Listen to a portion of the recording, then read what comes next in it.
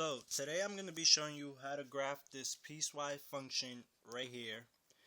And what I like to look at first is these part right here, because it's basically our rules or directions for what the x can be and what it can't be on our graph. So first part, it tells us that x is less than or equal to 2. So the first point we're going to plug in is 2. When you cube root 2, you're going to get 8. So we're going to put a closed circle at 8, and the reason we're putting a closed circle is because when we're right here, it says that x can be equal to 2. Next, we're going to plug in 1.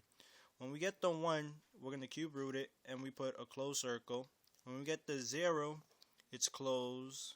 When we cube root 0, it's closed. When we cube root -1, it's -1 and it's closed. And when we cube root -2, it's 8, which is all the way down here. And we're going to connect our points.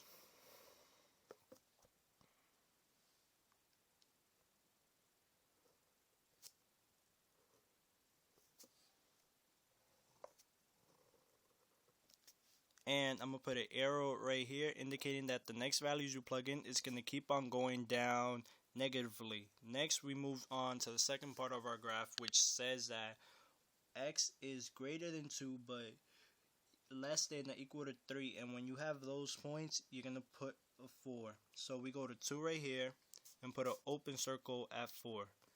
The reason we put an open circle at 4 was because it says that x can't be 4 because it doesn't have the equal to line under. But when we go to 3, put a closed circle because it says it can be equal to 3. We connect those points. Next, we move on to the third part, which states that x is greater than 3 but less than 15. So we're going to plug in 3 first. When we plug in 3, 10 minus 3 is 7. We put a open circle at 7. Then we plug in 4. 10 minus 4 is 6. And then we plug in 5. 10 minus 5 is 5. That's a closed circle. Then we plug in 6. 10 minus 6 is 4. That's a closed circle. 10 minus 7 is 3. That's a closed circle. And then 10 minus 8 is 2. That's a closed circle. 10 minus 9 is 1. And that's a closed circle. These are all closed circles because these are all values greater than 3, which x can be. So we connect our points.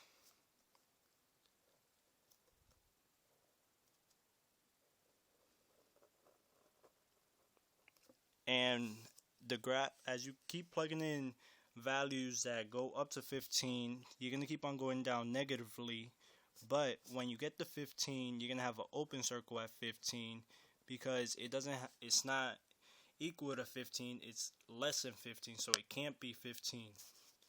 Next, we move on to our vertical line test to check that our graph is actually right.